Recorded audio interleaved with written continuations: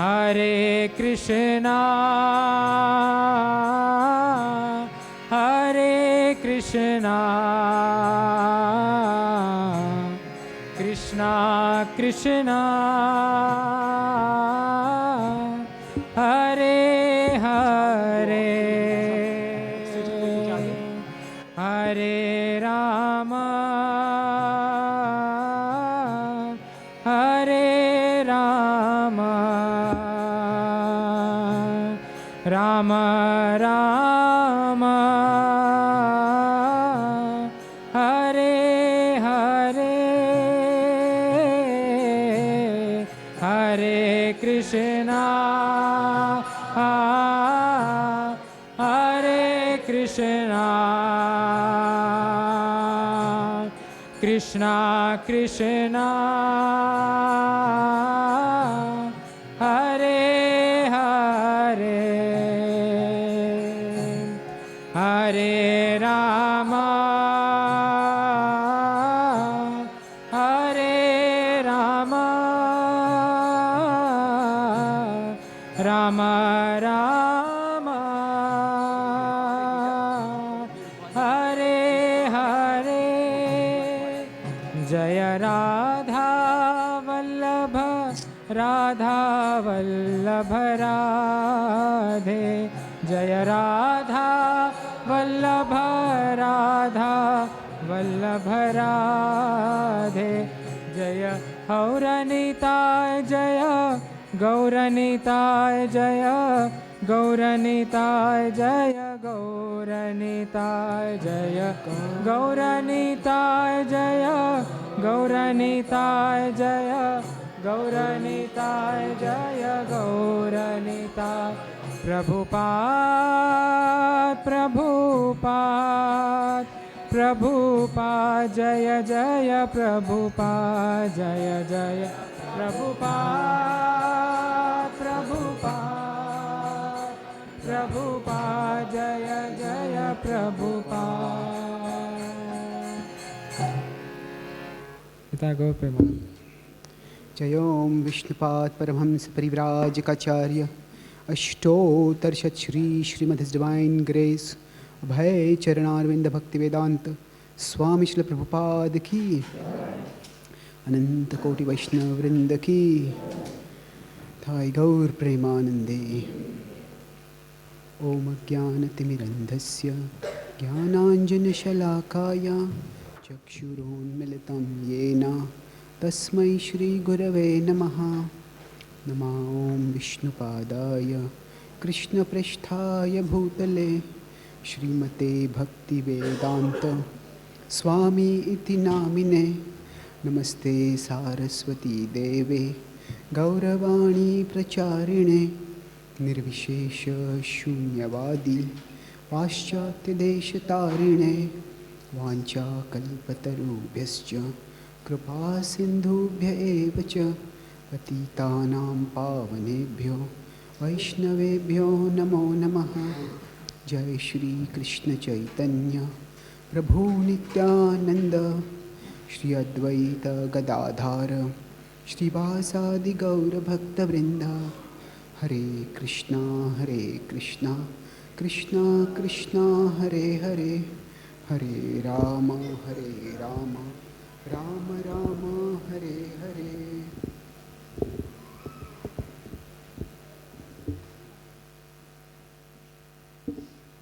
Hare Krishna. Hare Krishna. So today we will discuss one of the most controversial characters in the Mahabharata. Often the Mahabharata is an immensely popular book, at least among those who know some things about the Indian tradition. And in that, Karna is often seen as a tragically wronged figure. And in this class, I'll presume that most of you know the basic storyline of the Mahabharata. Am I correct in my assumption? Okay. So, of course, some specific points I will elaborate, where some issues I will go into detail.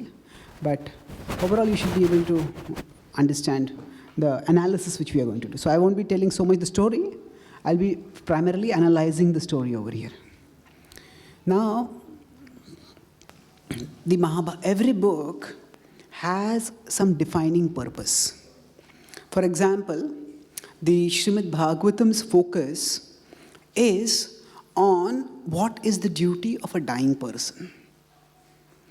If we look at the Ramayana, that starts with Valmiki Rishi asking Narada Muni, what are the characteristics of an ideal human being?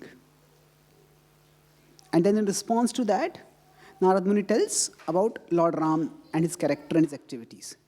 And so there's a, right at the start of the Ramayana, there's a quick summary of the major events of the Ramayana.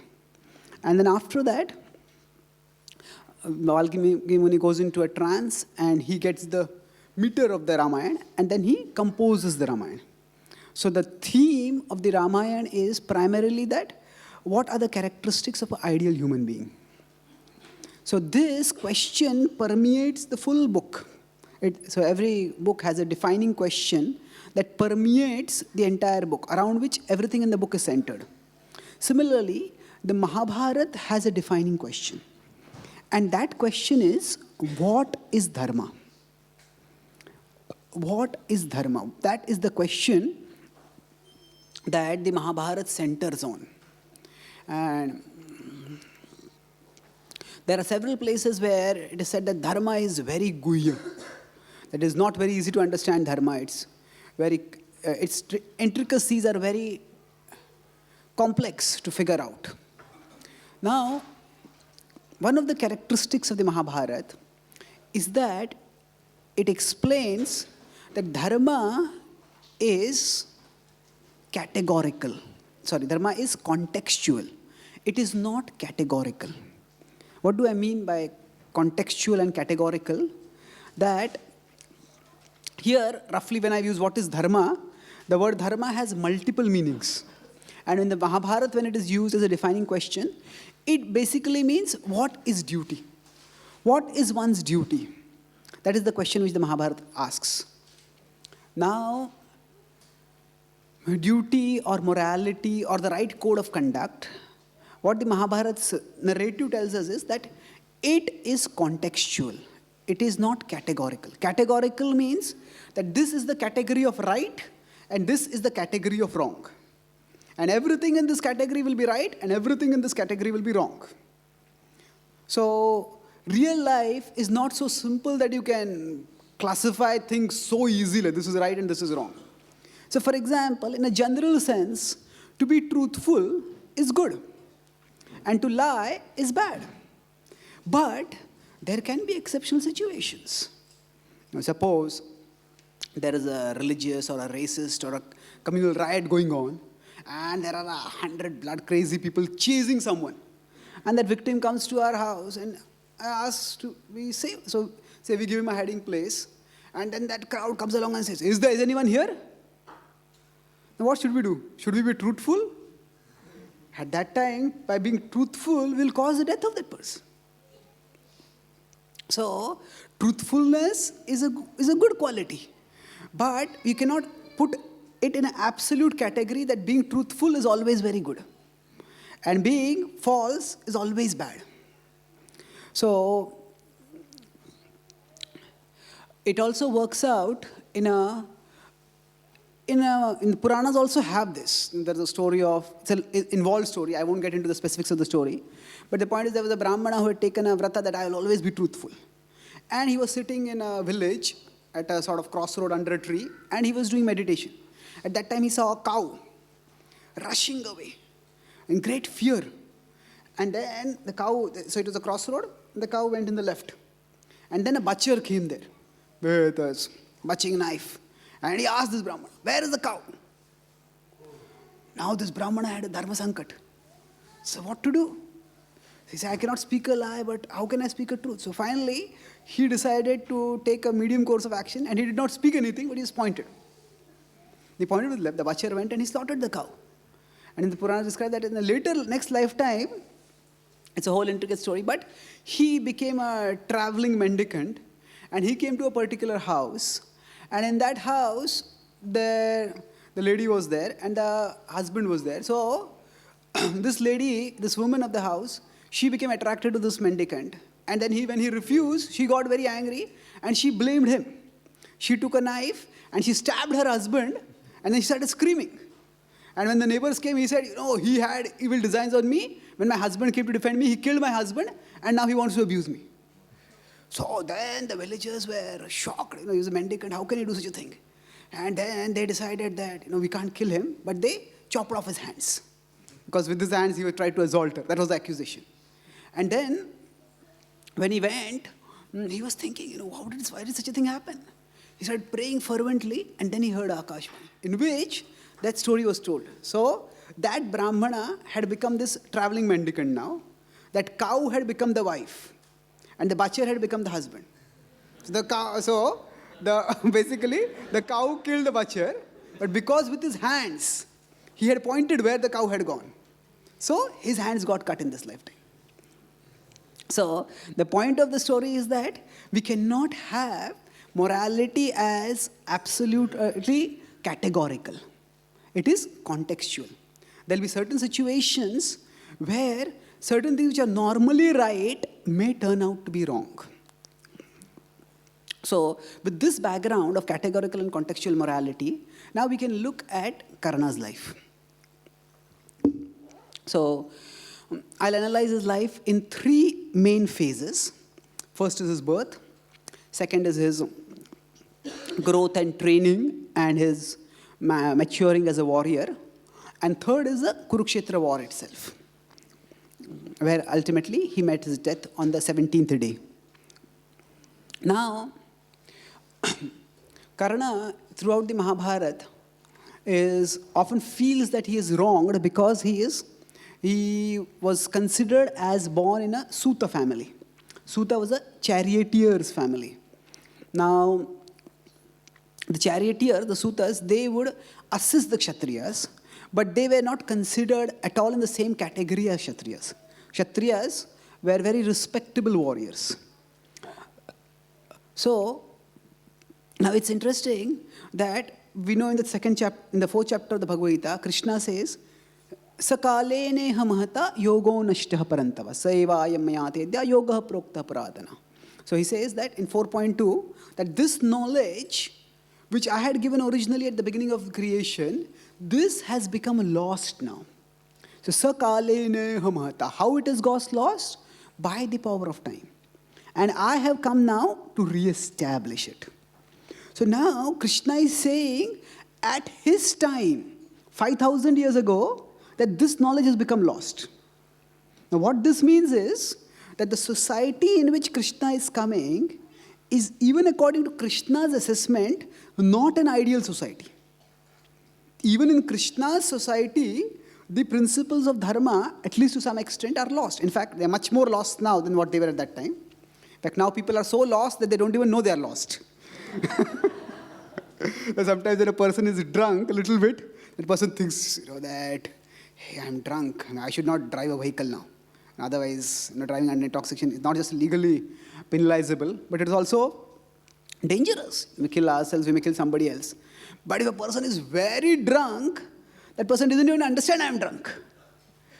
So, to be drunk is bad, but to be so drunk as to not understand I'm drunk, that is even worse. So like that, people are so lost that they don't even know that there is any ultimate goal for life, leave alone pursuing it, or leave alone thinking that I don't know the goal. So, but point is that even Krishna at his time is saying that the society which is there and the culture that is there, that is not the ideal culture. So the ideal culture is the culture of Varnashrama, which Krishna describes in 4.13 is Guna Karma Vibhagashaha. It is a division according to qualities and activities. In every society, for the efficient organization of the social body, there has to be some kind of division of labor. Now, that division of labor may, in today's society, it largely works out to be circumstantial.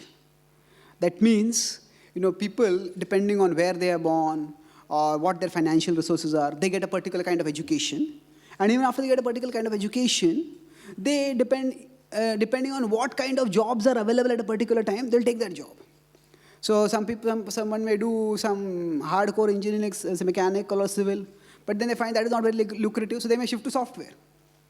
So the point is that the kind of jobs that we get and the kind of training that we get, it is largely circumstantial, dependent, not necessarily, very rarely on the person's own nature or interests or abilities.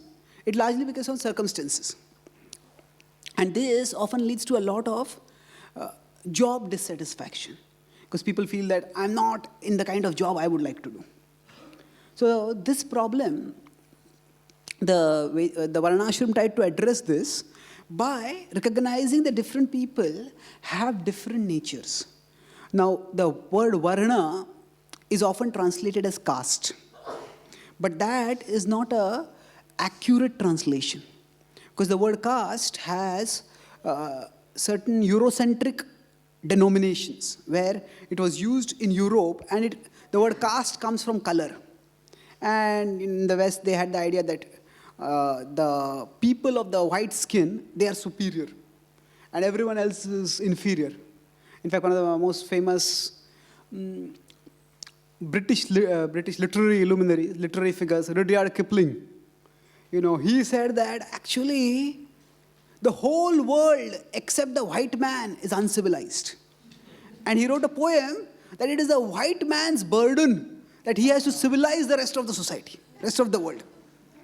So, based on their own cultural conceptions, the word caste has certain denotations which really did not apply, at least in the original Vedic context.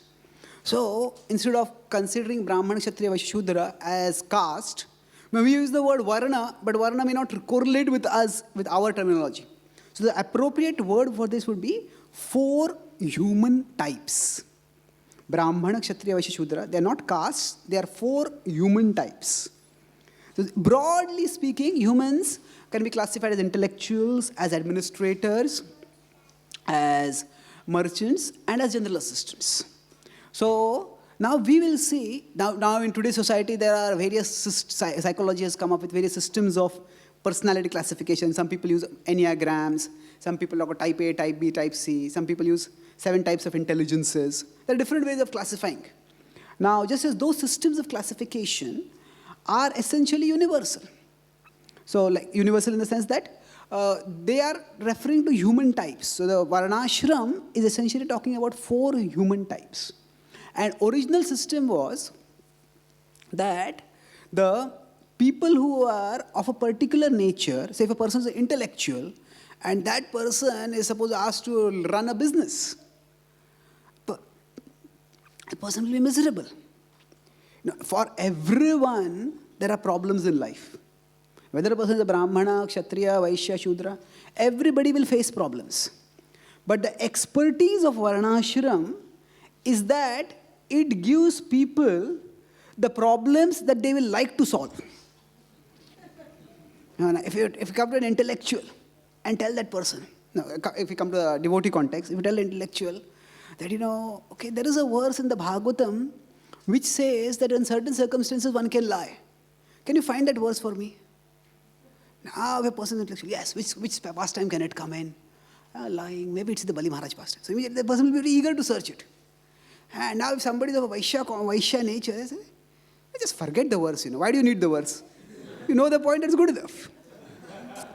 On the other hand, if you tell a Vaishya, we want to build a new temple and we have to raise a lot of funds. The Vaishya will be enlivened, yes, we can do this.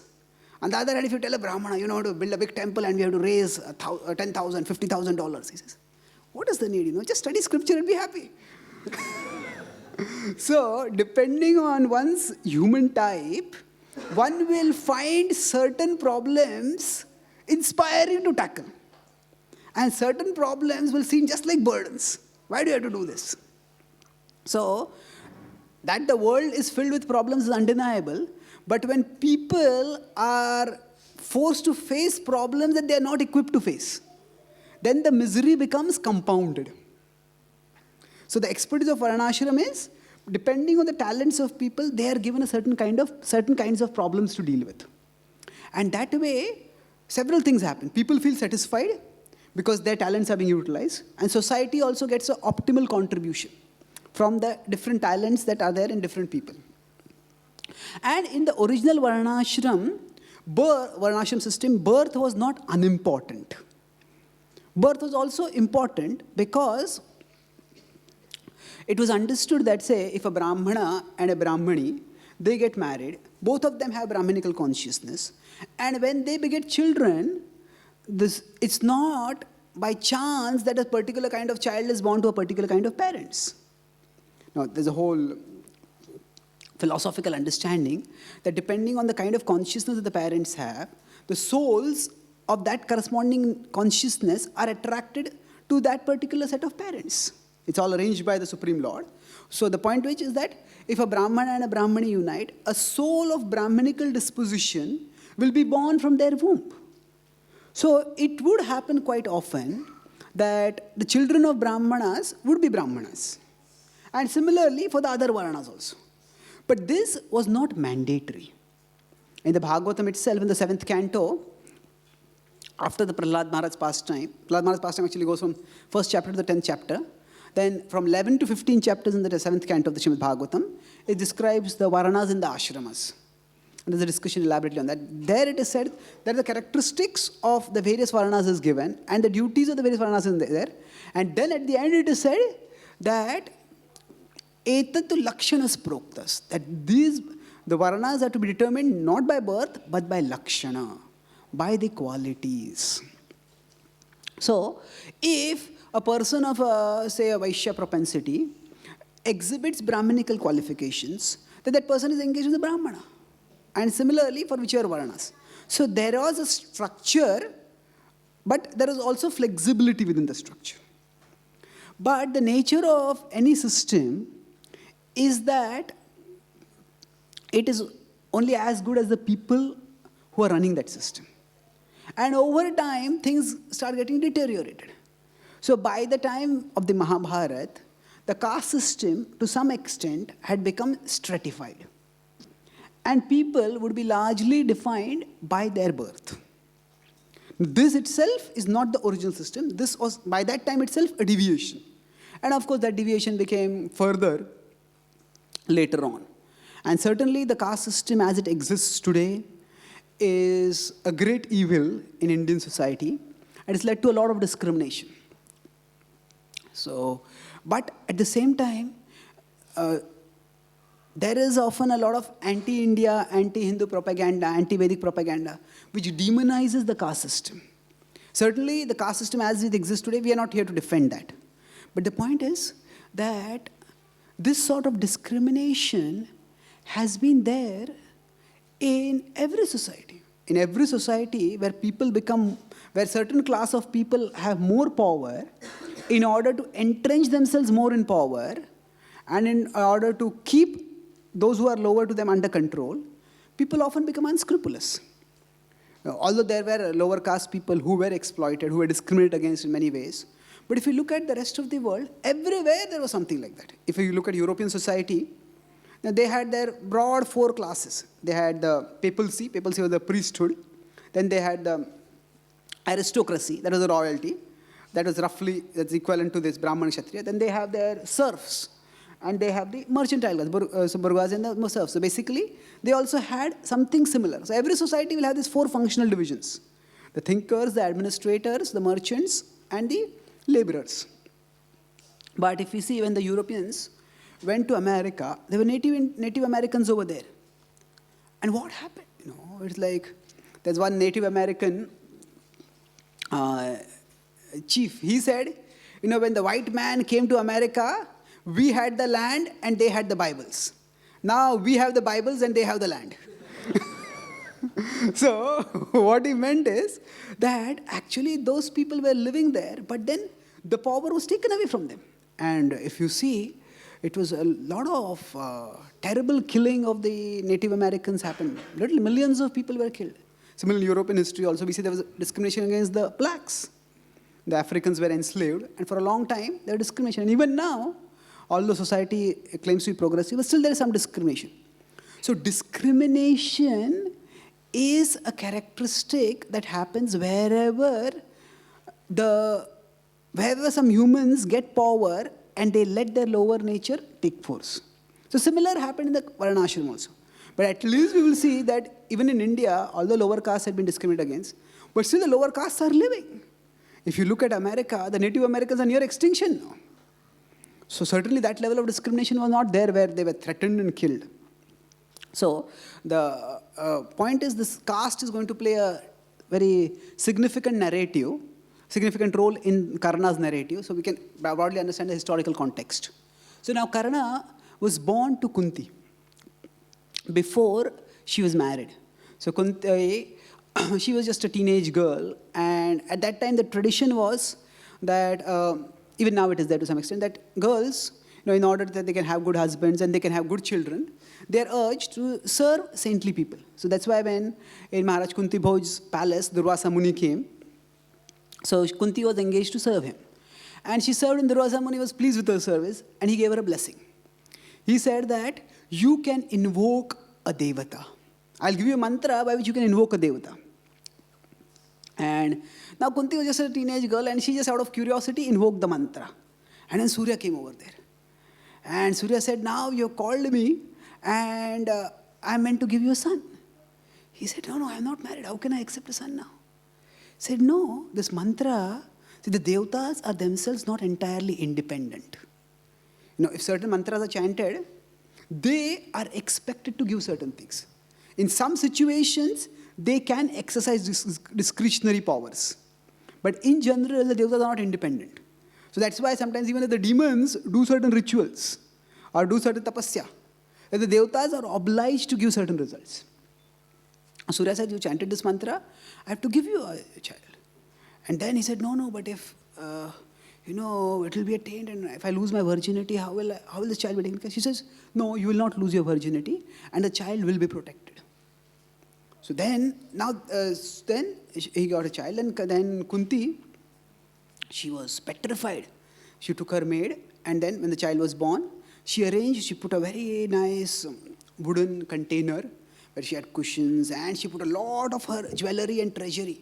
He thought that I cannot keep this child, but whoever finds this child, they should know that this child is coming from a very well-to-do family, and all these jewels are there to indicate that this child should be taken care of. And then as she put her child in the river next to her palace, she was praying fervently. She was praying to the Veni God, please let this box be guided towards some safe hand. She was praying to the river deity, please let this box not capsize. She was praying to the Lord Vishnu. She was praying to Surya, it's your son, please take care. And then, with a heavy heart, she let that child go. And then, this child was found by Adirath and Radhe. They were Sutas in the Kuru assembly, in the Kuru dynasty. And they started taking care of him. And they treated him. They saw this was celestial child. Now, Kunti also saw this very special person.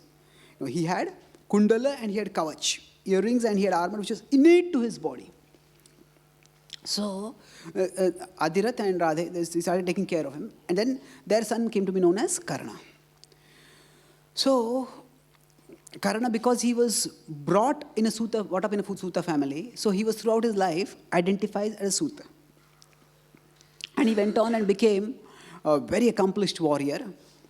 Some teachers refused to teach him, but eventually he learned from Parshuram.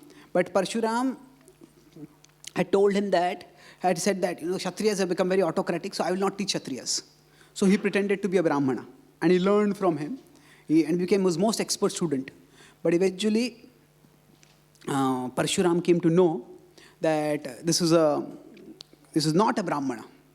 So he said, oh, you lied. He said that because you have lied, so the knowledge that you have got, the most important weapon which I have taught you, you will lose that knowledge.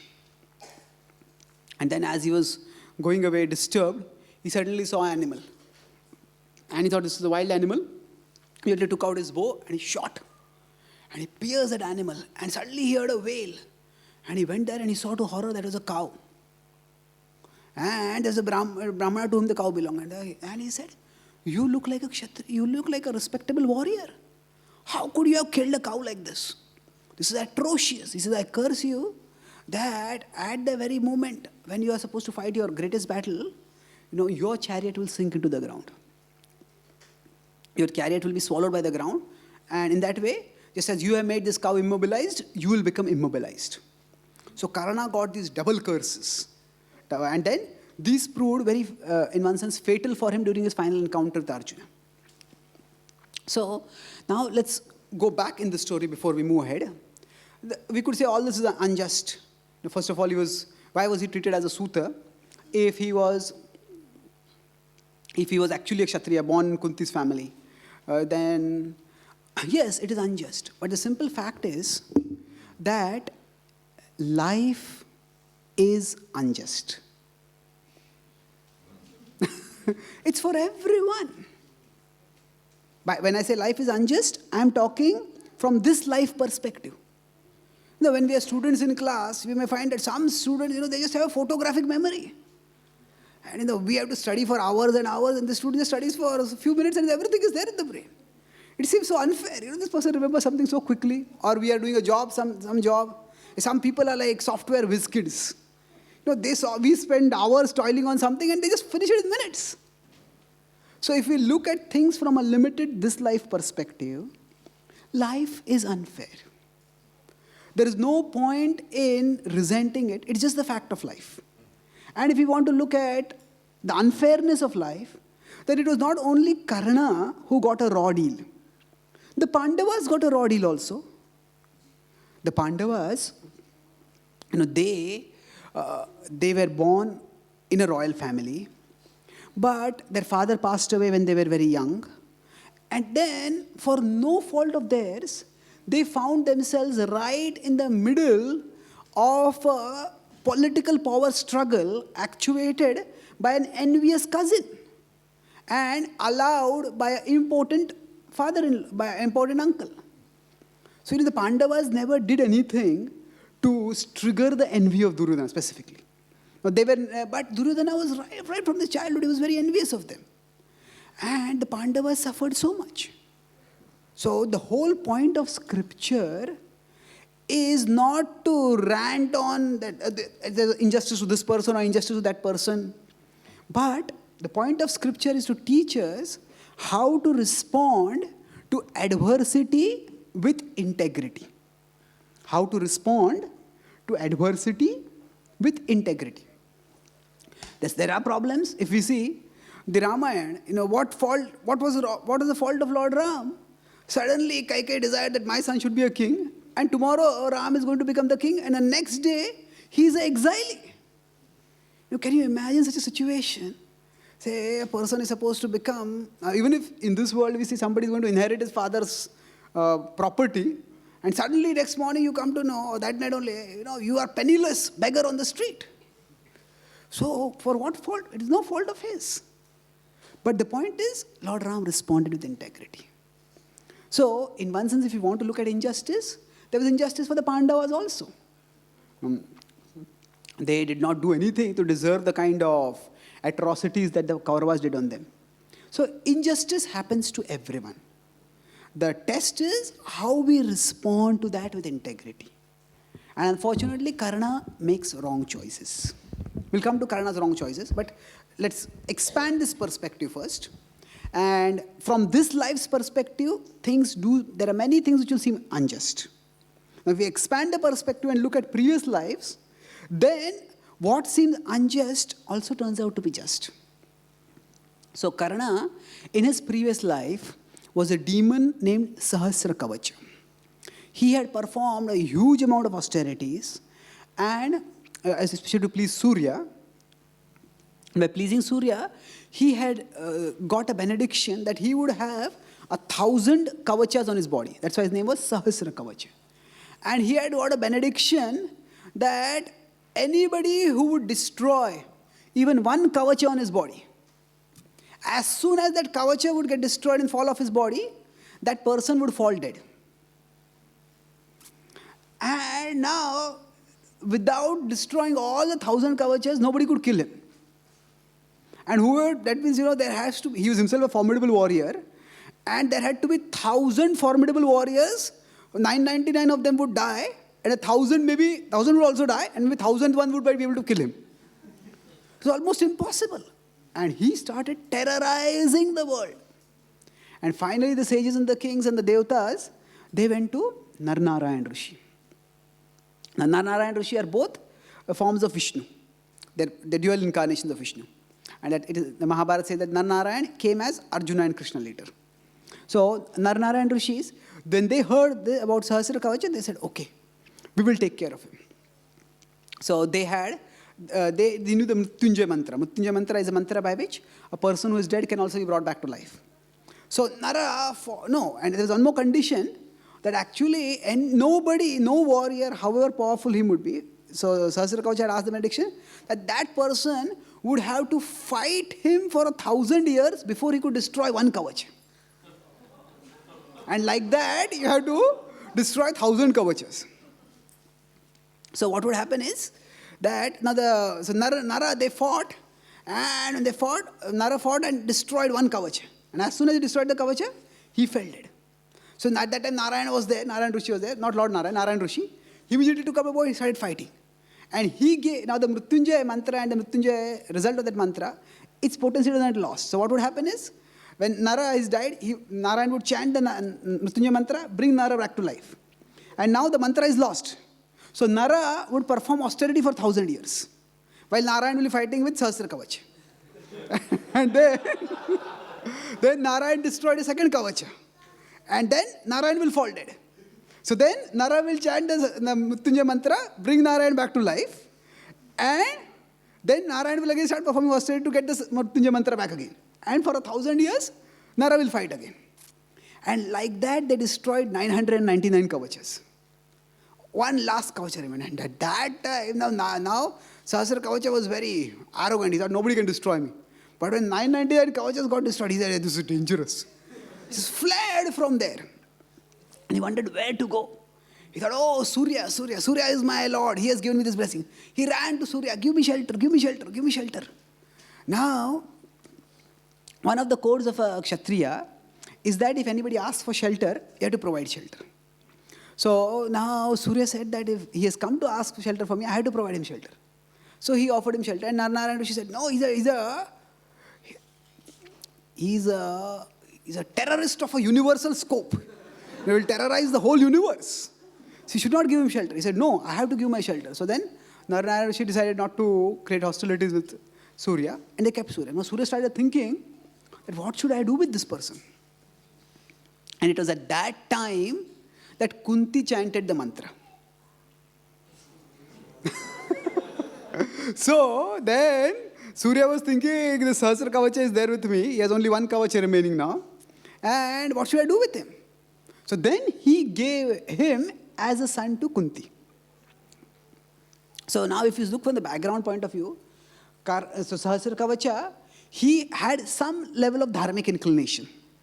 That's why, he did worship, so he worshipped Surya. And further, he stayed with Surya for some time. Then he was also in the womb of Kunti for some time. So there was some dharmic inclination in him. But also, from his previous life, because he was a demon, he had a demoniac mentality also. So that's why when Karna is born, we see his character has shades. Now, Duryodhana is quite evil. He is always envious, always arrogant, and his character is largely black. But Karna is not like that. There are shades of grey in his character.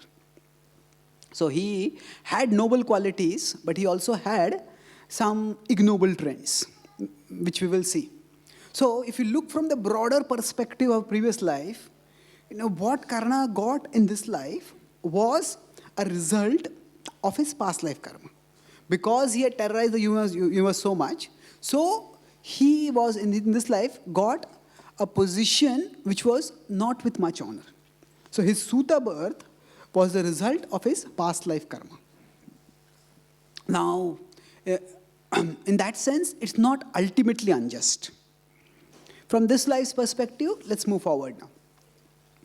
So when he was living as a Suta, he got education, and now he felt that I want to prove my prowess. I want the world to know how glorious a Kshatriya I am. And now where to do that? How to announce, I am a big person. So Drona, he had taught the Pandavas and the Kauravas in his academy.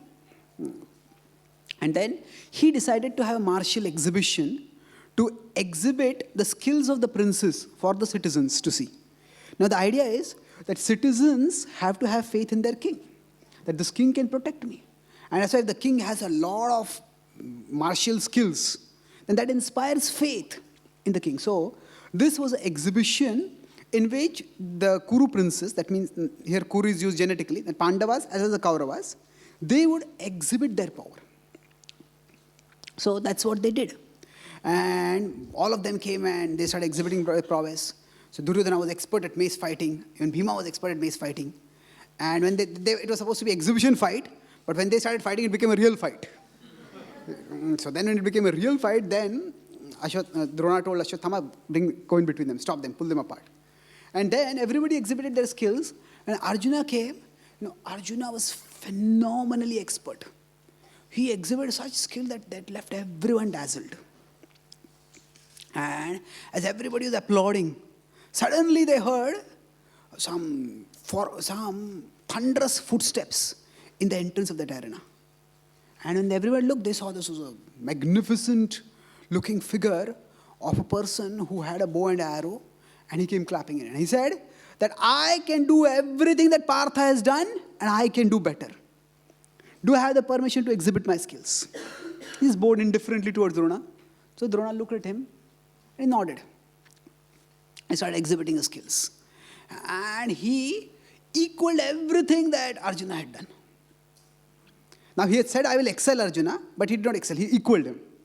And then after that, he said, can I have a duel with Partha? Now Arjuna was already annoyed. Who is this person who is just coming? See, it is, as I said, it was a private exhibition by the royalty, by the martial teacher of a kingdom, to exhibit to the citizens of that kingdom the skills of their princes. Suddenly he had come in, so Partha was eager, so he came forward. And at that time, so Kripa said, wait, duels can be only among equals. So we know the antecedents of Arjuna, we know who he is, from where he is, so can you tell your antecedents? So then, Karna looked down. Not a Kshatriya. So everybody understood that he's not a Kshatriya. So now, what had happened was Duryodhana already had envy. See, how things had happened is, you have to go a little back into the history. When there was the previous generation, there was Vichitravirya was a king, and through some system, he got 3 sons. I won't go into details. He got Dhritarashtra, Pandu, and Vidura. But Vidura was born of a maid servant, so he was not going to become a king. So the kings could either be Dhritarashtra or Pandu. But Dhritarashtra had been born blind. So now, the king, it's not that blindness is a disqualification necessarily, but especially for a king at those times, he was not just a figurehead who ruled politically. The king, nowadays if we have, in no country nowadays, the political head of state will go on a battlefield to fight. The military is different and the political wing is different. But at those times, the king would lead from the front. And the military commanders of the Kuru kingdom, they said, if you have a king without eyes, how will he lead the army? So Dhritarashtra couldn't become the king, so Pandu became the king. And then Pandu was a little renounced nature, so he consolidated the power of the Pandava of the kingdom. But then he said, I want to go to the forest and devote myself to ascetic practices. And so he went with his wives. So now, in the meanwhile, Duryodhana was born along with his 99 brothers to Dhritarashtra and Gandhari. Now, because at that time, it was not even known that Pandu had got sons, and whether the sons would come back. So it was thought by everyone that Duryodhana will become the next king. And because he was going to become the next king, everybody pampered him. He was the center of everyone's attention. And he became like a spoiled child. Nowadays, many times children who are born in very prosperous families, they have an entitlement complex. They think, I am entitled to everything. I have this and this and this and this and this, everything I want. So he had that entitlement complex. He said, I'm entitled to the attention, to the prestige, to the royal privileges. And suddenly, when he was living like this, and although he had become to some extent a spoiled brat, in the sense that he was arrogant, not very respectful to elders, but they all tolerated it because there was no one else, he was going to become the king. But when suddenly the Pandavas came back, and both the courtiers, the Kuru elders, as well as the citizens, they could not but see the contrast between the spoiled and arrogant behavior of Duryodhana and the very cultured and respectful conduct of especially Yudhishthira. So, Duryodhana could see the affections of everyone shifting from him to Yudhishthira. So that created irritation and envy. And on top of that, what happened is, Duryodhana was also quite well built. He was good at wrestling and fighting. But, so one is that in terms of political entitlement, and in the martial spirit, in terms of physical strength. But even in physical strength, Bhima outclassed him. So both ways, he felt himself being displaced. Now Yudhishthira never had any envy. And it was not that he tried to do anything to belittle Duryodhana. But Duryodhana just felt like that. And that's why he was very envious of the Pandavas. So now when they went to the Gurukul of Drona and trained, there also he found that although he also became a good archer, he was just no match for Arjuna. So he thought that if I am to gain the kingdom in future, I will be, Yudhishthira is a virtuous person, but I can outclass him by conspiracy. And as if there is a war, he felt I can deal with Bhima. But who will deal with Arjuna? And when he saw Karna exhibiting his skills, yes, Karna is my man. And then what did he do? When he saw there the objection being raised, we don't know his antecedents. So immediately he grabbed that opportunity and he said, can't you see? This person has got such abilities. He is a warrior. And if you think that a true warrior is one who is a king only, then I will make him a king right now. And he immediately gave him the kingdom of Anga. So now, interestingly, this is considered to be as an act of great charity, great helpfulness, and Karna became very indebted. And it is natural. If somebody is being dishonored in the public assembly, and then somebody comes and saves the honor at that time, then naturally, that person will feel very indebted. And Karna said, I'm so grateful to you. So immediately there itself, in the martial exhibition only, Duryodhana arranged for priests to come, and he had Karna coronated as the king of Anga. And Karna had tears in his eyes, tears of gratitude. He says, I'm so grateful to you. What can I do for you? I am at your service. He says, all that I want is your friendship. Now Duryodhana knew what buttons to press. By which he really, we'll see how he manipulated Karna to some extent. And later on, how that manipulation worked for Karna's own harm. We'll see that also. But anyway, at this point, Karna was helped by Duryodhana. And Karna naturally felt indebted to Duryodhana. So their friendship was born over here. By the time this whole thing happened, then the sun set. So that day the conflict could not take place. The duel between Karna and Arjuna could not take place.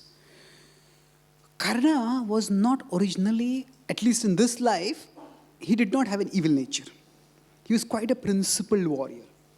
And he is an example of a good person spoiled by bad association. He's a good person spoiled by bad association. So initially, when the Pandavas started to become very prosperous, and Duryodhana and the Kauravas were envious, when Duryodhana started hatching schemes to try to steal everything away from the Pandavas, Karna said, why do you need all these schemes? Let's challenge them for a fight, and we'll defeat them in an open fight, and we'll get their power. So, in the initial stages, Karna protested. Karna tried to oppose Duryodhana's schemes. But over time, that bad association had its effect. See, in general, we, whichever community we belong to, or whichever social circle we belong to, we want acceptability and respectability in that. And then we will do what it takes to become respectable. Sometimes, say, if in a college or in a university, some children may be born in a very nice cultured family. But when those students go to colleges and they will see all their friends there, they say crack nasty jokes and vulgar things they do. Now, just to get a sense of belonging in that circle, sometimes people also start doing that. They may not like to do it, but just because that sort of jokes bring a laugh in that circle, they will do that. So we get molded by the circle that we belong to. And Karna, unfortunately, let himself be molded by that circle. Now going back further a little bit, Duryodhana gave the Anga kingdom to Karna. But interestingly, if we look at the political power at that time, the Anga kingdom was not Duryodhana's to give. It was not Duryodhana's to give, because if you see how it was, Pandu had been the king. And when Pandu departed, Dhritarashtra could not become the king because he was blind. So Dhritarashtra was simply a caretaker. And Duryodhana was the caretaker's son. So he had actually no political power to give a kingdom like that to anyone. But neither the Pandavas nor the Kuru elders opposed Duryodhana over there, because they all thought it's one family. If in a family, in a public place, somebody gives a charity, and then if you tell, hey, you cannot give charity like that, it's a disgrace. So the Pandavas and the other Kuru elders did not oppose. But technically speaking, what charity Karna received from Duryodhana, that was not Duryodhana's to give to Karna. But still Duryodhana gave, and the Pandavas also assented to that. And now Karna, he completely sided with Duryodhana. And over a period of time, he became so spoiled. He himself lost his virtuous nature. It became obscured, and it came to such an extent that when the Asat Sabhaya, when the gambling match took place in the Kuru assembly, actually there are multiple reasons for that gambling match. First is that there are certain rituals which are to be done in particular situations. So it was understood that when Rajasuya Yajna is performed, at the end of the Yajna, the king is supposed to play a gambling match. So Yudhishthira had to play a match, but that match could have just been a casual match, with no high stakes. But Shakuni and Duryodhana, they hatched a plan, and they said, oh, Yudhishthira, you have become such a big king, so you come to our kingdom and we will have a grand gambling match over there. Now Yudhishthira himself was suspicious. He said, better, if we have a gambling match like that, the gambling can lead to fights. So Yudhishthira opposed. But Yudhishthira was very respectful to his elders. And he considered Dhritarashtra, in the absence of my father, is like my father. And so I have to obey his instructions. And so he had the gambling match.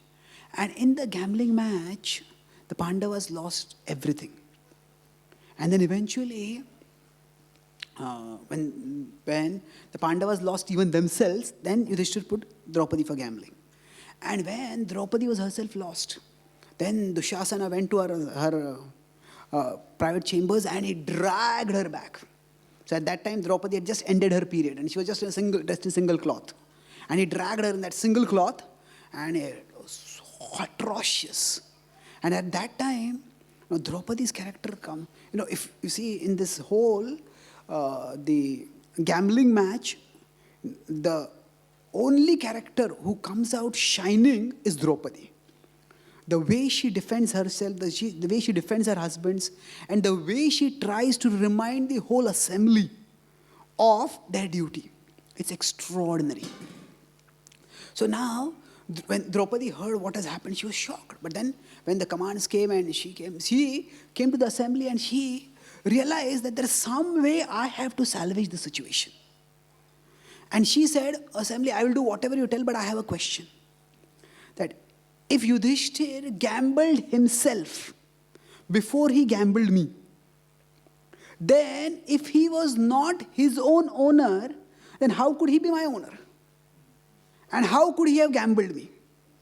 Now the point is, first of all, the gambling was supposed to be a casual sport. It's not that humans have to gamble. And what to speak of a woman like you, Draupadi. But the assembly had become so blinded to everything else that Draupadi caught on to this technicality. He said, somehow I'll try to salvage the situation through this. So at that time, I can't go into the whole discussion over here, but one of the points that Vidura and even Vikarna strongly opposed what was happening over there. And Vikarna was among the Kaurava brothers, he was a relatively virtuous person. And he also opposed. He said, Draupadi has raised a very valid question. You should answer this. And when nobody answered, he said, then I will give an answer. And he said, my answer is, firstly, Yudhishthir was constrained to gamble. He did not come willingly. Secondly, the gambling match has to be held between the two people who are staking the wealth. This gambling match was between Duryodhana and Yudhishthir. But Duryodhana appointed Shakuni to throw the dice. This itself is wrong. It's like, say, Zimbabwe wants to fight with India in a cricket match. And Zimbabwe thinks, our cricket team is not very good, so we will get the South African cricket team for 5 hours. No, you can't do that. Then it's a match between South Africa and India. It's not a match between Zimbabwe and India. So, if the gambling match was to be between Duryodhana and Yudhishthir, Duryodhana should have been throwing the dice. Shakuni throwing the dice was wrong. So, Karna said, this is the second thing wrong. And third thing is what Draupadi has said. Because Yudhishthir has gambled already and lost himself, so Draupadi is not lost.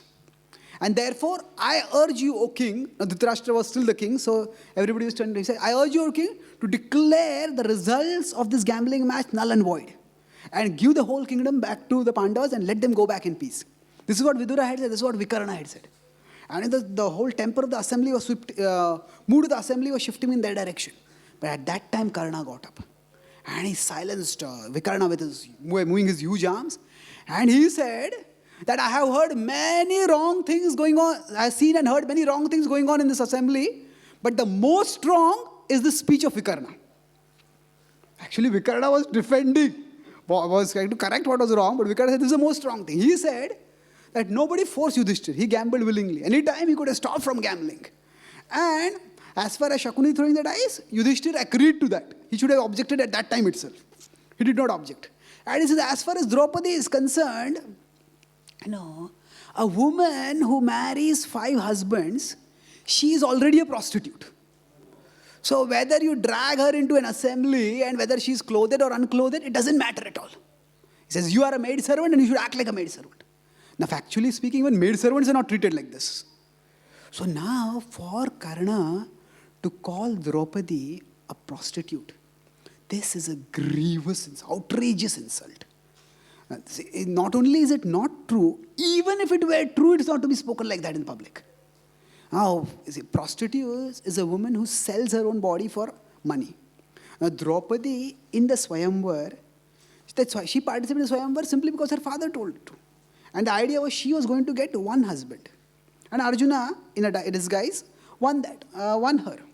But then, because of various circumstances, she got 5 husbands. We can't go into the story. But later on, not only Draupadi, but even Drupada, father, Drishtadhyumna, they all objected. How can a woman have 5 husbands? And then Vyasadeva appeared over there. And Vyasadeva told a story from a previous life. Now, Draupadi was a Rishi Kanya in a previous life. And she was not getting a husband. So she did worship to Lord Shiva.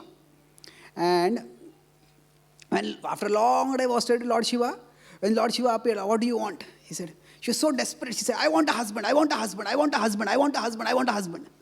She asked 5 times. So Shiva said, you will have 5 husbands.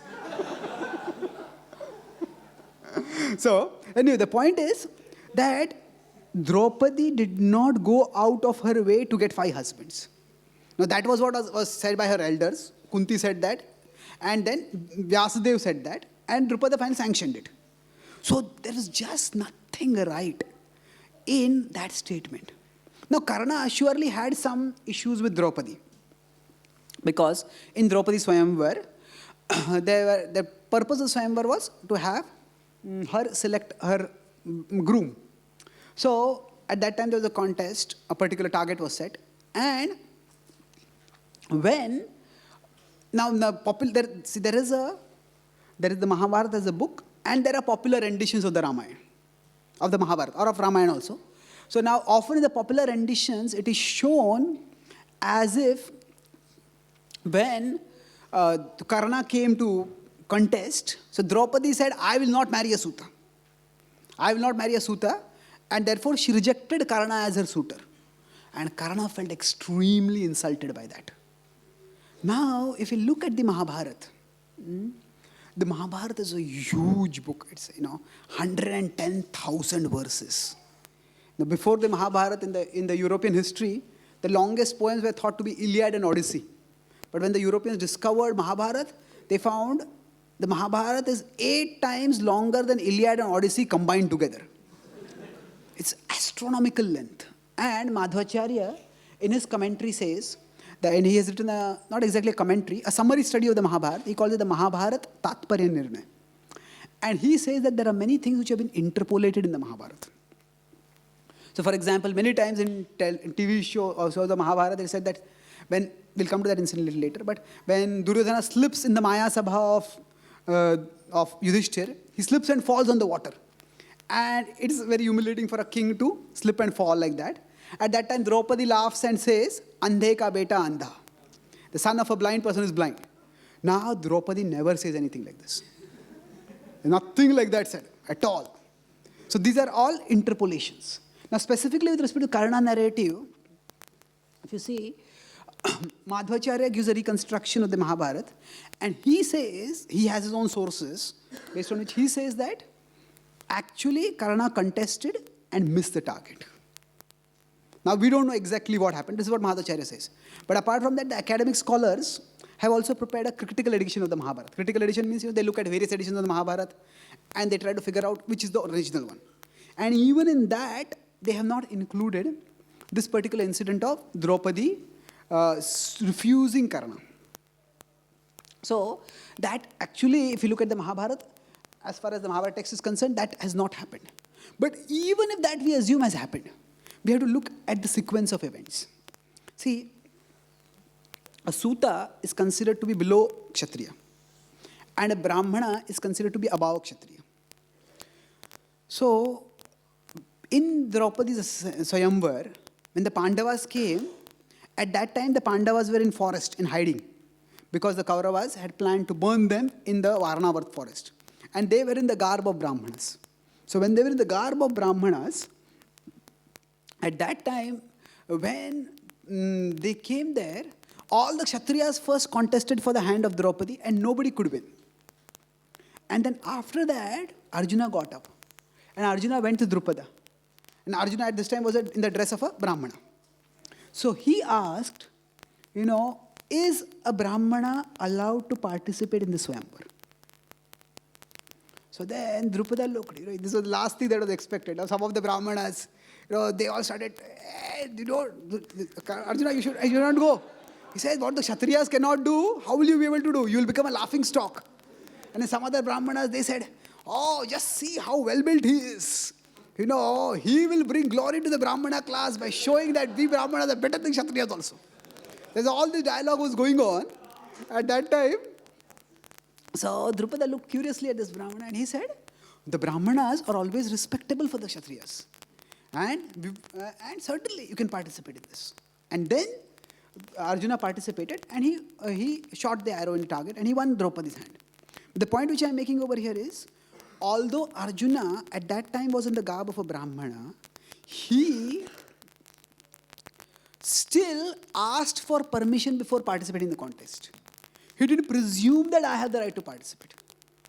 So even if we assume that Karna was rebuffed, but still, he should not have presumed that I have a right to participate. It was well known that it was a Swayamvar, where Kshatriyas are primarily participating. And by his presuming that I have a right to participate, and then being rebuffed, he actually opened himself to a position where he could be dishonored. And more importantly, the whole point is that it is Draupadi's Swayamvar. Swayamvar, the very word means that she has a right to choose her groom. And now a contest can be set. But the purpose of the contest is to screen the candidates. Ultimately, it's her Swayamvar and it's her choice. So, for her to choose was not wrong in that sense. So, the point is that now we don't have the Mahabharata that Vyasadeva wrote 5,000 years ago. In India, because of the hot weather, whatever you write the scripture on, it isn't preserved. So, unless there is a parampara which preserves the text very carefully, sometimes texts get lost. And when they are lost, that means what happens? The original script gets lost and some things get added, some things get removed. So, the point is that even if we assume that Karna was dishonored, but is Draupadi to be blamed for that? Not necessarily. No. Yes, it was a society where caste had become solidified. Then you can't just blame, if at all, on caste basis, Draupadi rejected Karna. It's not exactly that. It's a Swayamvar, so it's a right. But even if we argue for argument's sake that on caste basis Draupadi rejected Karna, but still, she can't be blamed. It was a system over there at that time. And she simply acted. She's just a young girl who is about to get married, and she cannot go. You cannot expect her to go against the whole social system. So it is unfair for Karna to hold Draupadi alone responsible for his insult. And even if we feel Draupadi insulted me, it's one thing to call a warrior as a suitor. That is an insult. But it's a completely different category of insult to call a royal lady, the chaste wife, as a prostitute. It's unforgivable. And Karna himself, before the Kurukshetra battle starts, twice Karna admits that I have made a mistake. I should not have spoken to Draupadi like that. We'll come to those incidents later. But once he tells him, he meets Krishna before the Kurukshetra war. He tells Krishna, I was so caught with the desire to please Duryodhana that I did many things for his pleasure which I regret now. So, the whole gambling match, and Draupadi is disrobing, it was not so much because of lust as it is because of pride and arrogance. All the Pandavas wanted to humiliate the Pandavas. And when they wanted to humiliate, Karna joined in that and he said, what humiliation can I offer? He says, call the Pandavas' wife a prostitute. What greater humiliation can be there? So he himself, he regrets it. And he tells the same thing to Bhishma. For the first 10 days of the war, Karna does not fight in the war. On the 11th day when he is supposed to fight, at that time he says, no, Bhishma is soon going to die. So he says, he goes and he buries the hatchet with Bhishma. And he says that, if I have offended you, please forgive me. And then he also, that time also he says, I did many things for pleasing the Rupa which I should not have done. And he again speaks this one, that I should not have called Draupadi a prostitute. So this was quite a grievously wrong that Karna did. So actually speaking, again, in this assembly, it is Karna who suggests to Duryodhana, why not disrobe Draupadi? She's already our maid servant, she's already like a prostitute, disrobe her. And Duryodhana is delighted. And he says, Dushasana, you go and disrobe. So, so actually in the assembly, Draupadi comes out as the shining character and Karna comes out as his darkest over there. So now after this, the Pandavas go for exile and then they come back and then then Duryodhana rejects all the peace negotiations and then the fight is about to take place. So at that time, Krishna comes as a Shanti Dut. And Krishna tries to negotiate peace and Krishna goes to the next and he says, just give the Pandavas 5 villages. And Duryodhana adamantly refuses. Then, the next morning, Krishna requests Karna that I want to meet you. And when they meet, Krishna tells Karna that you are actually the son of Kunti. You are fighting against the Pandavas, but you are the eldest Pandava. And you are fighting on the side of Kaurava, of Duryodhana, because he gave you a kingdom. He says, you come on the side of the Pandavas, you will rule the whole world. The whole world is yours to rule. And Duryodhana is on the side of Adharma. And he is going to be killed. By going on his side, you too will be killed. So, Karna nods and he says, yes. He says, what you have told me, I knew it. Kunti has also came and told me that I am her son. So, anyways, he says that I know it, and he says what you are saying is also true. I had a dream in which I saw that Duryodhana is dressed in black, and he is being dragged to the nether regions. And Yudhishthira is dressed in white, and he's in a shining chariot with horses, and he is being lifted up towards the sky. And he says, this dream foretells that I am going to die, that the Kauravas are going to die, be destroyed. But he says, for so long have I been taken care of by the Kauravas. It is by his trust in the force of my arms that Duryodhana has waged hostilities against the Pandavas. At his moment of greatest need, if I desert him now, I will do him a great disservice. I will be labeled as a betrayer of a friend. And I have given him my word that I will fight with him. I will fight by his side. I cannot give up my word. So then Krishna embraces Karna and he says that it's your decision. If death is what you want, that is what you'll get. We'll meet on the battlefield next. And then they depart. So Karna, now sometimes Karna says, he's such a man of honor that he honored his word. But there is a choice. Karna had a choice between a word of honor and a life of honor.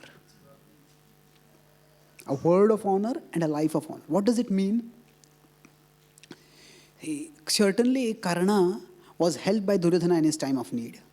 And when he is held in the time of need, it is natural to be grateful and it's desirable to be grateful. But then we cannot make gratitude as again, absolute moral principle. Why is that?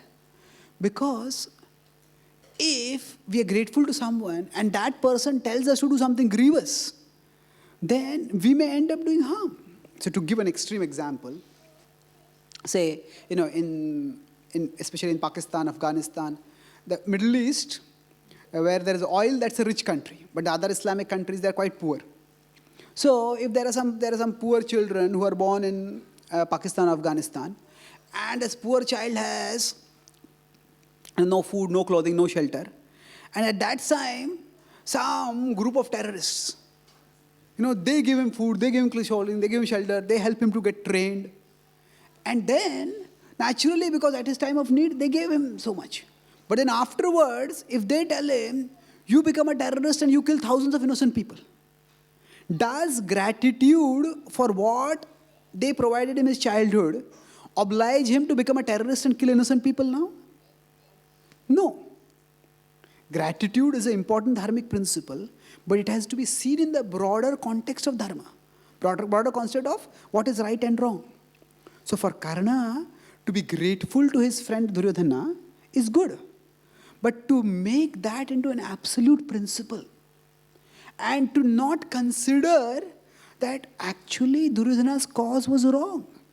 Duryodhana was adharmic. Now, if a prince, generally speaking, sometimes there are brutal people who abuse women, who molest women, so they do it. They do it discreetly, where nobody will catch them. But here, if a person like Duryodhana is ready to do it in a public assembly in the presence of his elders, Bhishma was there, Vidura was there, his own father was there. And if a king can do such a thing in public, what will that king do when he is in absolute power? During the 13 years when Duryodhana was in rule, he did not do too much atrocious activities because his hold on the power was not very secure. He knew the Pandavas were going to come back. And he wanted to win over the citizens. That's why he tried to put on a very good garb and he gave a lot of charity and he tried to win the people over. But his nature was evil.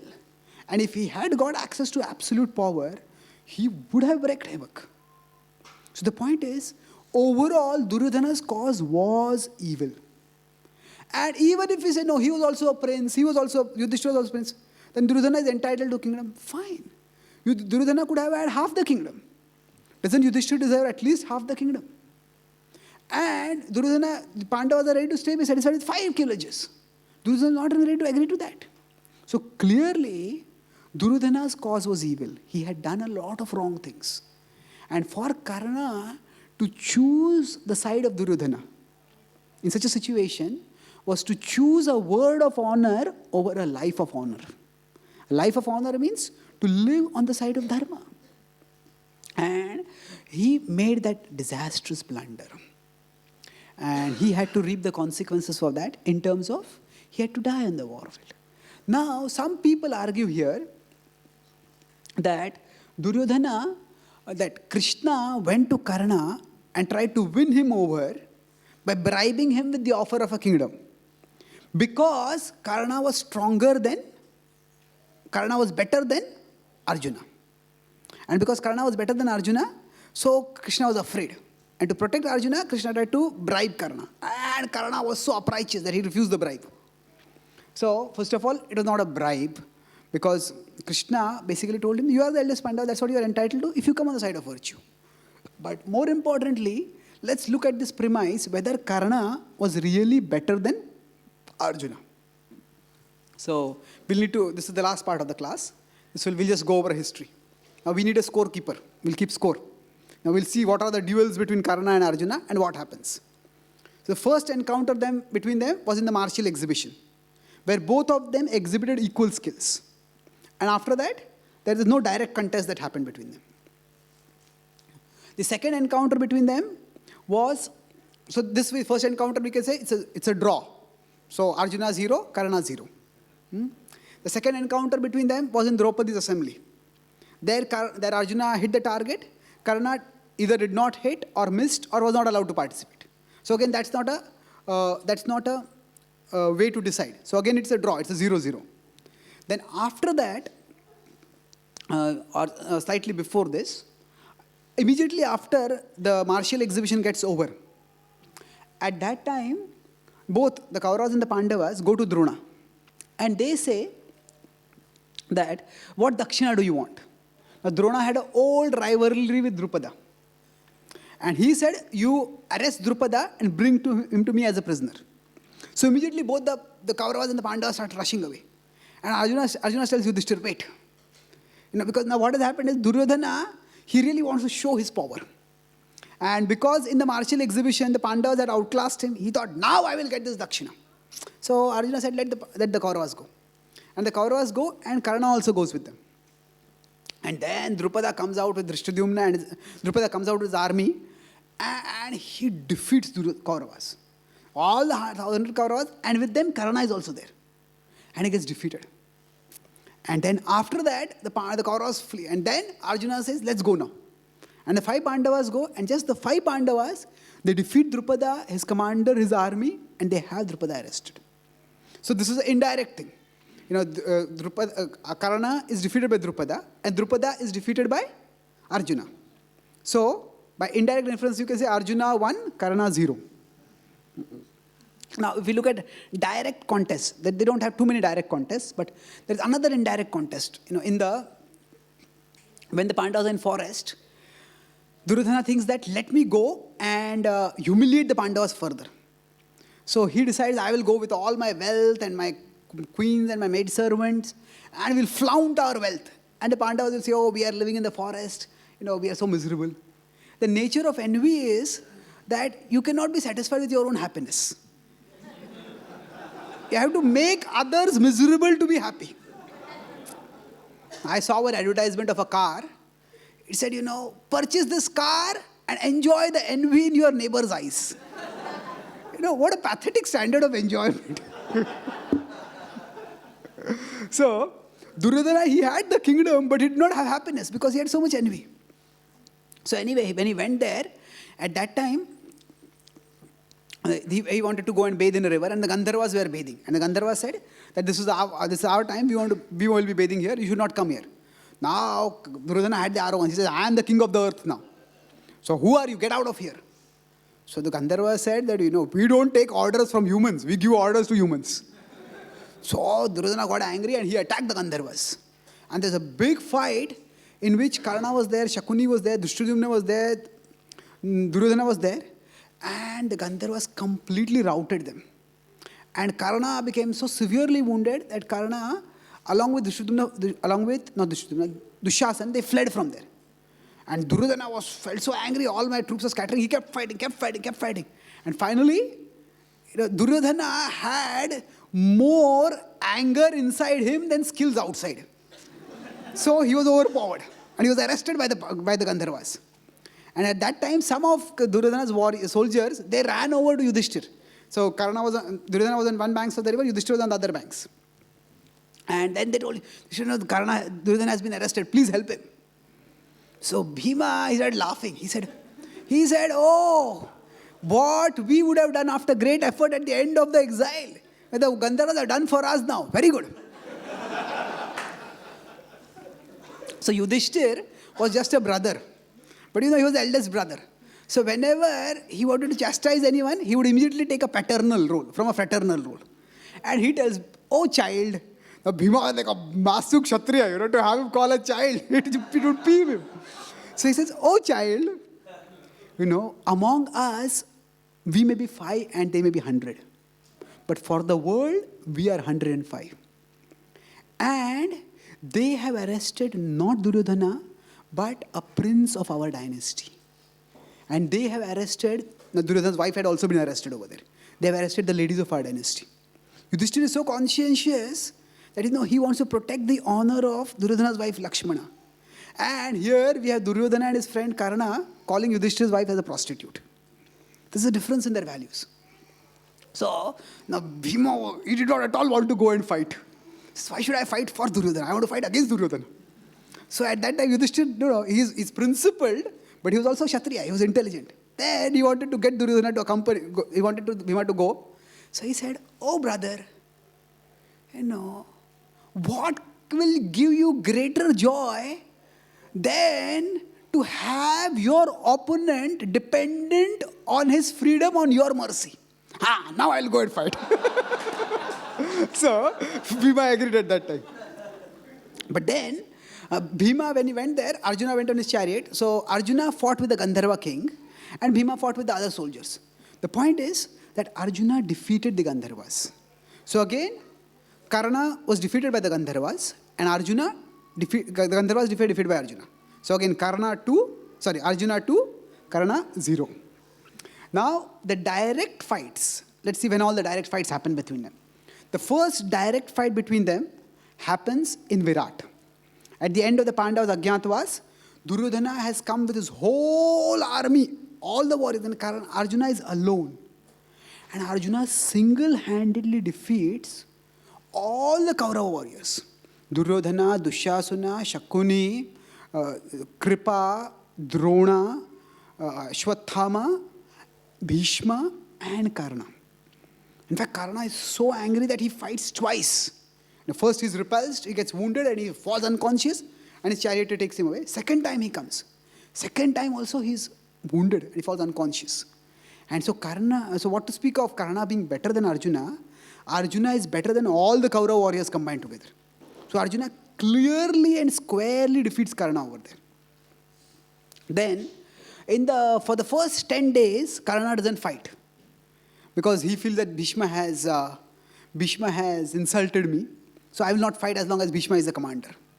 So then on the 11th day, he enters the battle.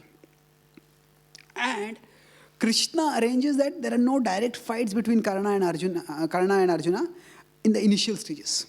Karna is engaged with other warriors and still Drona is in the command. So Arjuna's main fight is with Drona. On the 15th day, Drona falls. And 16th and 17th days, Karna is the commander. Now, on the 16th day, Karna fights with all the Pandava brothers except Arjuna. And he defeats all of them. He wounds all of them. He insults them. Actually, this is a different subject. I will not go into it. There are 4 fights that happen between Bhima and Karna also. And actually, 3 times Bhima bests Karna. So what to speak of Karna being the best archer, as far as the war verdict is concerned, even Bhima turns out to be better than Karna. But anyway, let's put it aside. Coming to Arjuna-Karna fight. So, the main fight between them happens on the 17th day. And on the 17th day, the normal narrative that is shown on movies and TV is that Karna is fighting very heroically. And while he is fighting, suddenly his chariot starts going into the earth. and his chariot goes into his earth. At that time, he tells Arjuna, stop, please don't fight while I am not ready to fight. So he says, let me get my chariot out and then we'll fight. And then it is said that he is off his chariot, is trying to pull out his chariot. And at that time, Krishna tells Arjuna, shoot Karna. And then Arjuna kills Karna. And this seems to be very unfair. Now this is what is often taught, and there are many places also this is depicted, how Arjuna is shooting an arrow. Sometimes temples have architecture. So this image is depicted, Karna is near his chariot and Arjuna's arrow cuts off his head. Now again, if we just take this scene, it will seem unfair. But we have to look at the full context. See, at the start of the Kurukshetra war, Bhishma is the commander of the Kauravas and Drishtadyumna is the commander of the Pandavas. So the two commanders meet. And the Kauravas remind the Pandavas of the codes of war. We should follow these codes. And Drishtadyumna starts thinking. He says the Kauravas have been so vicious on so many occasions. Why are they now talking about the codes of war? So Drishtadyumna says that we will not be the first to violate the codes of war. But if the Kauravas violate the codes of war, then we will not hold ourselves back. So more or less during the first 10 days of war, when Bhishma is the commander, at that time, more or less, most codes of war are followed. But after Drona becomes the commander, it's mayhem. And the most atrocious violation of the code of war is killing of Abhimanyu. Now here, if we see Arjuna shooting Karna when he was off his chariot he's not equipped to fight. That we could say that is bad. But what the Kauravas do to Abhimanyu is worse. Because at least between Arjuna and Karna there was one warrior fighting. But Abhimanyu is alone and 6 warriors attack him. Actually, when Abhimanyu penetrates in Chakravyuha, he just destroying the Kaurava army from within. And at that time, Karna challenges Abhimanyu, and Abhimanyu's arrows send Karna reeling. He practically faints. And then Duryodhana is alarmed. He said, oh Karna, you said that you will kill Arjuna, but you're not able to kill even the son of Arjuna. So Karna is flummoxed. He says, I just can't see any cracks in his defense. I'm trying my best. He says, let us go to Drona. He's our commander and he will find some strategy by which we can deal with him. And then when he goes to Drona, Drona is observing Abhimanyu fighting. And then Drona turns to Duryodhana and Karna and he says, just see this lad. What expertise he has in fighting. And you can't find any weakness in him. So, Duryodhana is so angry. He says, if my commander is wasting his time admiring my enemy, then I am doomed. Then, what happens is, Duryodhana repeatedly casts aspersions on the loyalty of Bhishma and Drona. He always accuses them, you are partial to the Pandavas, that's why you're not fighting wholeheartedly. And although Bhishma is not goaded too much by that, but Drona gets goaded by that. And Drona says, after all, I'm your commander, and it's my duty to protect my army, whatever happens. So he says, in a fair fight, we cannot win. So this is, what we'll do is, 6 of us will attack him together. And then one of the 6 is Karna also. So, Abhimanyu is fighting and he repulses in 1-to-1 duel combat all the Kaurava warriors, even Drona, even Karna, what to speak of Duryodhana. But then 6 of them, Drona, Kripa, Karna, Ashwathama, Duryodhana and Dushasana. All 6 of them attack. And one of them destroys his chariot, one of chariot wheels, another destroys his bow and arrow, another destroys his armor, another kills his charioteer, another kills his horses. So he is carless, is chariotless, weaponless, defenseless. And normally, the Kshatriya code is that you should fight against equals. And equals also should fight when they are equipped and they are alert. So in such a situation where the opponent is chariotless, weaponless, defenseless, an opponent should never be attacked. But Karna does the same thing which was done to him. So in one sense, the Pandavas are simply paying Karna back in his own coin. Further, if we see, then so Karna takes part in this scheme to kill Abhimanyu. Then later on, this happens on the 13th day. 14th day, Arjuna takes this formidable vow that tomorrow I'll kill Jayadratha. And then the whole Kaurava army is arranged to protect Jayadratha. And Arjuna penetrates deep into the Kaurava army and he goes in fighting. And then finally, Krishna tells Arjuna that such is the ferocity of the fight that your horses have become exhausted now. And he says that you will not be able to, that they cannot sustain the pace.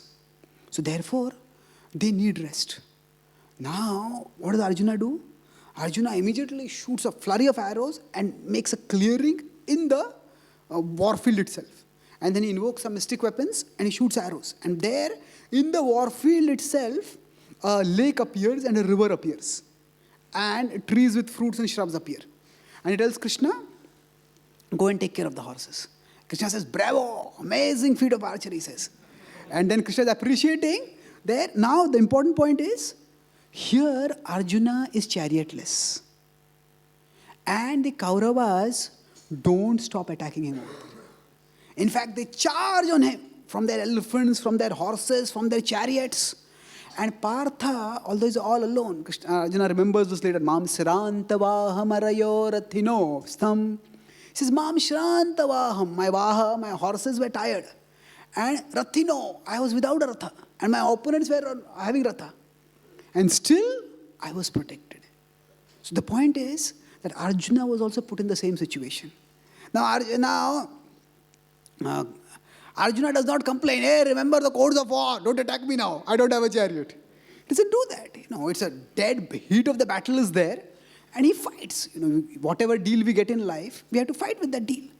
So Arjuna doesn't complain over there. So twice, what happens is, the Kauravas do the same thing that the Pandavas are going to do towards Arjuna, towards Karna in the end, what Arjuna does. Now thirdly, on the 17th day itself, the same thing Karna does to Arjuna directly. What happens is, when the Pandavas and when Karna and Arjuna are fighting, so there is a snake arrow. There is Sarpa Astra. There is a snake Ashwasena who enters into the bow, into one of the arrows of Karna. And he says that he had some vendetta against Arjuna and he wanted to kill Arjuna. So he enters into Karna's arrow and he shoots the arrow. So when Karna shoots the arrow, now Arjuna, when they're fighting, Arjuna also has a formidable armor. So normally they deal with arrows in 3 different ways. One is that you counter, if the opponent's arrow is there, you counter it by hitting it and stopping it in its path. Second is you evade it. So the charioteer will just move the chariot so that the arrow will not hit the target. And the third is you let the arrow hit, but the arrow hits the armor and nothing happens. So in the heat of the fight, Arjuna, he sees this arrow coming, but he does not recognize what that arrow is. So he lets the arrow come towards him. And he lets the arrow come towards him. So at that time, Shalya, who is the charioteer of Karna, he recognizes this is Ashwastra. He said, Karna, play it safe. You shoot the arrow at Arjuna's heart. Because if you miss the heart, above there is a neck, below there is a stomach. And both are fatal points. So don't take chances. But Karna, he had a flair for the dramatic. If you shoot a warrior and his head gets lopped off and the head flies in the air and falls off, it's a magnificent win. It's like a batsman can score 1 run and win a match, and you can hit a sixer and win a match. So Karna wants to hit a sixer. He says, not only will I kill Arjuna, I'll just lop off his head. So although Shalya tells him, shoot at the chest, Karna does not listen to him and he says, I'll shoot at his neck. And then as that arrow is whizzing towards Arjuna, Arjuna does not recognize that arrow, but Krishna recognizes. And Krishna, he's on the chariot and suddenly he puts his legs forcefully down on the footrest of the chariot. And because he puts his foot forcefully down, so the whole chariot sinks into the ground. And Krishna uses full weight. And then, because the chariot sinks into the ground, so the arrow which was meant to be hit Arjuna on his neck, it knocks off his crown. It knocks off his crown. So Krishna protects Arjuna. But the point relevant for our discussion is that immediately, this Ashvasen, this arrow, so Ashvasen is a snake who has entered into that arrow. He immediately goes back to Karna. And he tells Karna that, I had entered this warrior, I had entered your arrow, but you did not recognize me. He says, shoot again now. And you can kill Arjuna right now. So Karna says, I will never use the same arrow again. And I will not take anyone else's help. I'll shoot and kill myself. And he starts shooting arrows again. Now the important point is, at this point, Arjuna's chariot has gone under the ground. Because Krishna put his foot, so it's gone underground. He's immobilized. And again, Arjuna doesn't protest. Hey, Karna, don't shoot at me. My chariot is immobilized. What happens? Krishna gets off the chariot and lifts the whole chariot up. Arjuna is already there. The chariot is heavy. Arjuna is there also. But Krishna lifts the chariot, pulls it out of the hole, which has happened in the earth because of their forceful legs impact. And then they keep fighting. So during the movements, when Krishna is off the chariot, Arjuna is in the same situation. But Karna does not stop fighting. Karna does not stop attacking. So 3 instances with Abhimanyu, Karna himself does the same thing. With Arjuna on the 14th day, the Kauravas do the same thing. And with Arjuna, directly Karna does the same thing. Then after that, as the war is going on and on and on, at that time, when Karna's chariot goes under the ground, then he just jumps off and tries to pull the chariot out. He says to pull the chariot out, and it doesn't come out. Now, Karna starts ranting, how unjust is providence. I have always tried to live according to Dharma, and still I am being betrayed like this. He gets very angry. He takes out his Bhargavastra and shoots. And thousands of soldiers on the Pandava side are killed. And Bhima gets very angry. Bhima says, oh Karna, oh Arjuna, how have you let Karna wreak such havoc in our forces in your eyes? If you are going soft, then I will kill Karna right now. So then Arjuna takes out his Brahmastra and he shoots. Karna is overwhelmed by that. There's a havoc in the Pandava Kaurava camp because of that. Then Karna becomes desperate. He's fighting, but his chariot is sinking, and that's why he's not able to move. So, as I said, you evade the arrows, counter the arrows, or let the arrows hit. So he's not able to evade the arrows. And Arjuna is attacking with so much force that he cannot counter all the arrows. So the arrows started hitting Karna and started getting wounded. And by the sustained attack, Karna starts getting wounded. And when that happens, Karna tells Arjuna, oh Partha, do not entertain the thoughts entertained by cowards. Remember the codes of virtue and wait till I am ready to fight. Wait till I get my chariot out of the earth. Now, when he speaks this, Arjuna immediately dutifully lowers his bow. And then Krishna tells Karna, oh Karna, it is fortunate indeed that today you remember the codes of virtue. What happened to your memory of the codes of virtue when you, along with the 5 Kaurava Maharathas, killed the lad Abhimanyu? Was it virtue that made you suggest that Draupadi be disrobed?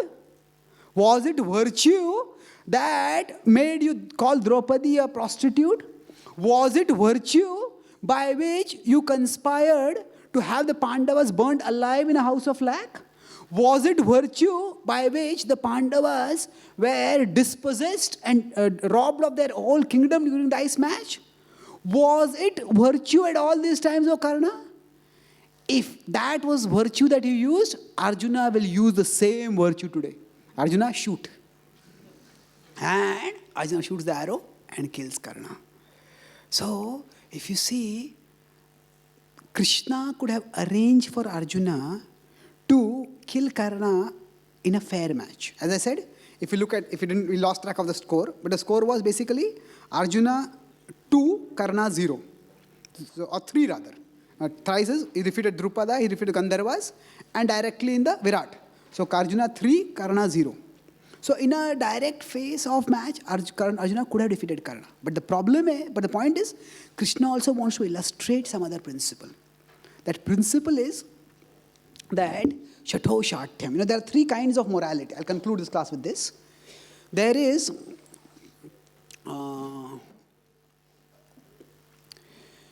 what is called as Brahaspati Niti, there is Shukra Niti, and there is Kanaka Niti. There are many kinds of nitis, but broadly speaking, Brahaspati is the guru of the Devatas.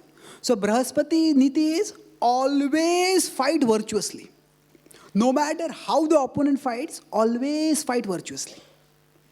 The Shukra Niti is that fight virtuously with a virtuous opponent. But if you are fighting with a vicious opponent and sticking to virtue will lead to your defeat, then you have to pay them back in their coin. Shatho Shatyam. Shatho Shatyam. And thirdly is Kanaka was one of the advisors of Shakuni. At that time, everybody had their Brahmana advisors. So Shakuna also had a Brahmana advisor. But this Brahmana was almost like a pervert. So when Dhritarashtra had some pangs of conscience, he says, how can I let my nephews be burnt alive? How can I through gambling, steal all their kingdom?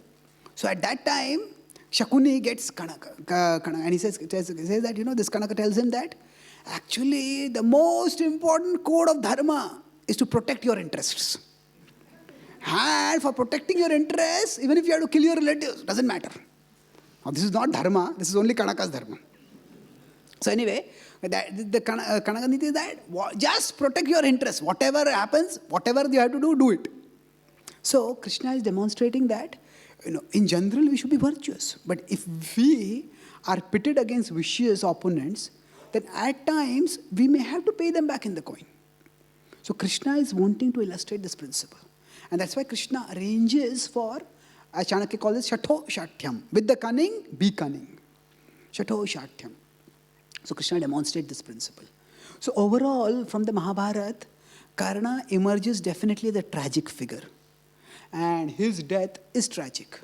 But the important point is, if you look at the Karna narrative carefully, we see it's a tragedy which Karna brings upon himself. Now, Krishna offered him an opportunity to side with virtue. And Karna refused that opportunity. That was his tragic blunder which he made.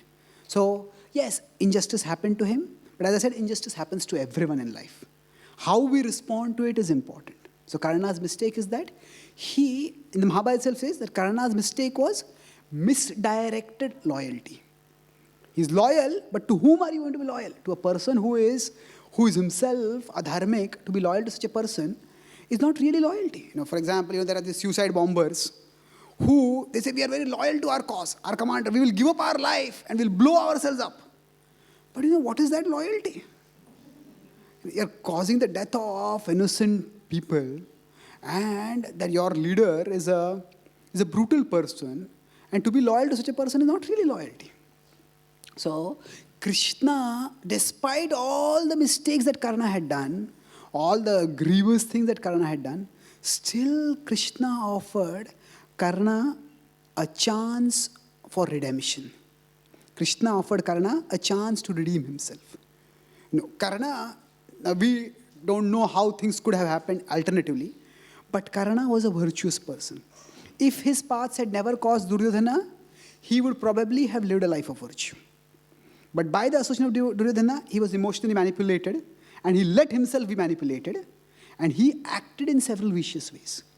But in spite of that, Krishna gave an opportunity to Karna to redeem himself. So Karna's mistake, if you want to say that, his first mistake was an unquestioning loyalty to Duryodhana. Yes, we have to be loyal, but then we also have to see what cause I am loyal to. An unquestioning loyalty can be a dangerous thing. So his loyalty to Duryodhana, no matter what Duryodhana did, that was wrong. Initial gratitude is good. And his biggest blunder was when Krishna offered him a chance to redeem himself, he refused. That is, whatever Duryodhana has, Karna may feel grateful to Duryodhana that he gave me the Anga kingdom. But as I said, the Anga kingdom was not Duryodhana's to give, first of all. Even if we say it was Duryodhana's, where did Duryodhana get the kingdom from? Ultimately, everything comes from God. So if God himself is coming and telling him, you fight on this side, Karna should have accepted that. So Karna is a tragic figure, but his tragedy is largely self-inflicted. It's a self-inflicted tragedy. And the Mahabharata teaches us many principles, but one of the most important principles it teaches us is this, that Krishna is the well-wisher of everyone. And Krishna, although Arjuna is Krishna's great devotee, and naturally Krishna wants to take care of Arjuna, but Krishna is ready to even approach Karna, actually for a king to go as a peace messenger, Shanti Dut. Normally it's, suppose there's a conflict between India and Pakistan. Say the Prime Minister of India may send some foreign secretary or someone like that as a messenger. The Prime Minister of India will himself not go as a messenger. So for Krishna to himself go as a peace messenger, that itself is an act of great humility. And further, after his proposal was callously disregarded. Imagine India-Pakistan, some conflict is going on. So Indian government sends the foreign secretary as a peace messenger. And Pakistan arrests the foreign secretary and imprisons him only. That would be outrageous. Isn't it? That's what Duryodhana tried to do. Krishna had gone as a peace messenger, and Duryodhana tried to arrest. An important thing is, again, Karna did not oppose this. And then, in spite of that, Krishna gave Karna a further chance. So, after Duryodhana had been rejected, Krishna gave Karna a chance. So, Krishna is the well-wisher of everyone. He was the well-wisher even of Karna. But unfortunately, Karna's loyalty was misdirected. Not just that, even if Karna did not accept Krishna as God, even if he says, I don't believe Krishna is God, still, even from the point of view of mundane morality, the Pandavas' cause was more virtuous than the Kauravas' cause. And the Pandavas had offered a proposal that was eminently reasonable. Just 5 villages. When Duryodhana refuses that, at least at that time, Karna should have chosen the Pandavas. When he did not, he brought the consequences upon himself. So the Mahabharata has many subtleties, but the important point of the subtleties is that there is Krishna who is the well-wisher of everyone. And even those who are his opponents, he will be the well-wisher. But how those good wishes come out, that will vary depending on how that person reciprocates. So there is a very nice Bhagavatam commentator. In the 7th canto, the Bhagavatam starts with, is God partial? Krishna, Narasimha favored Prahlad and he killed Hiranyakashipu. So is he partial? The Bhagavatam says that God is not partial, God is reciprocal. How we approach him, he reciprocates. So there's one Bhagavatam commentator, Vamshidhar, he gives a beautiful commentary. He says, how is Narasimhadev equal? He says, both Prahlad and Hiranyakashipu got the lap of Narasimha. But they got there in different ways. Why? Because their attitudes were different. So, Krishna is not partial. He is beneficial to everyone. But depending on how people approach him, Krishna reciprocates accordingly. Thank you very much. Shri Prabhupada ki, Gaur Bhaktivinoda ki, Gaur Premanande.